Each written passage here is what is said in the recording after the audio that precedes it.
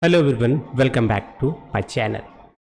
So this is Python programming video number 2 and आज की video का टॉपिक है why Python.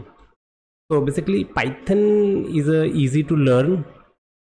The syntax of Python is quite easy and it uses English keyword and that making it easy to understand. So therefore Python is recommended as the first programming language for beginners. So if you are non-programmer, then if you want to start your programming journey, so go with Python because it is easy to understand. So it includes high level data structure, dynamic typing, dynamic binding and many more features that make it very attractive for rapid application development. You can create all type of application like web application, game development like Pygame, IoT applications. You can develop AI application and also machine learning application, scientific and mathematical application and also graphical application.